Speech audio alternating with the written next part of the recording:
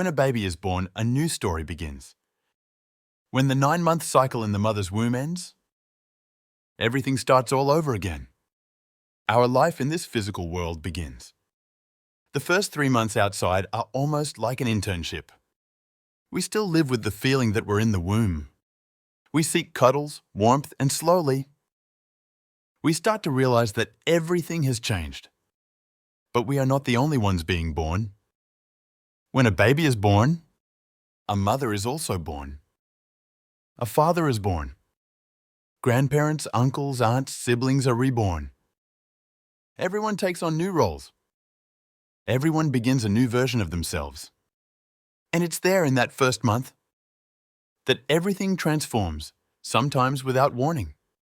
The father and mother, now with this new being in their arms, restart their lives. Nothing will ever be the same. And no matter how often we're told it will be for the better, in the beginning, that idea is an illusion. Our brain erases memories in the name of survival.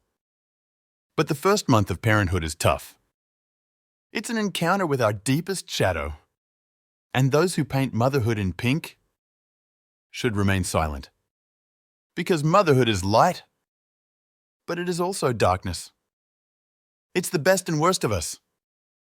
Only adults should become parents.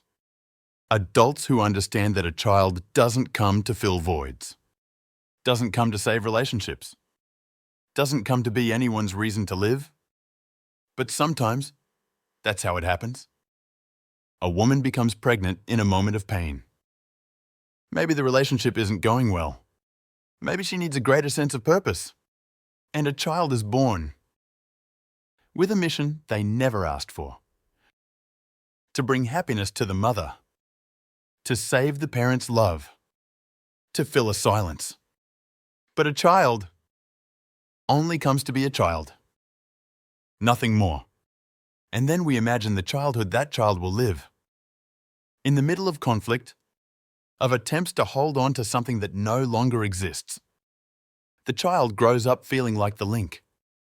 The reason to go on. The excuse not to give up. And that is an invisible burden. A heavy one. They grow up comforting the mother in her loneliness, dealing with the father's absence. They learn to be an adult far too soon. And later on, all they want is to fit in, to be accepted, to receive the love they didn't get at home.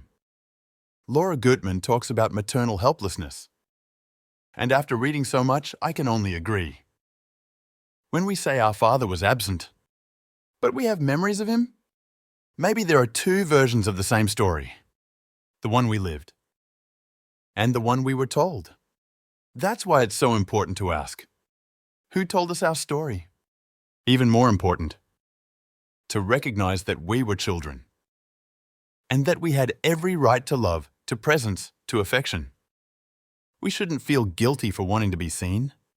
And we also need to remember, our parents were once children too. They also had their own parents, their own stories, their own wounds. For a long time, having children wasn't a conscious decision. It was just what people did. It was part of the plan.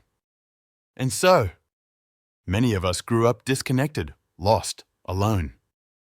But now, we have the chance to do things differently, to see everything through the lens of truth, to forgive, to heal, and to break the cycle. Because yes, now that we know our story, we can rewrite it. If this video touched you, share it. Someone out there might need to hear this. And remember, every gesture matters and every story counts. And every child deserves only to be a child.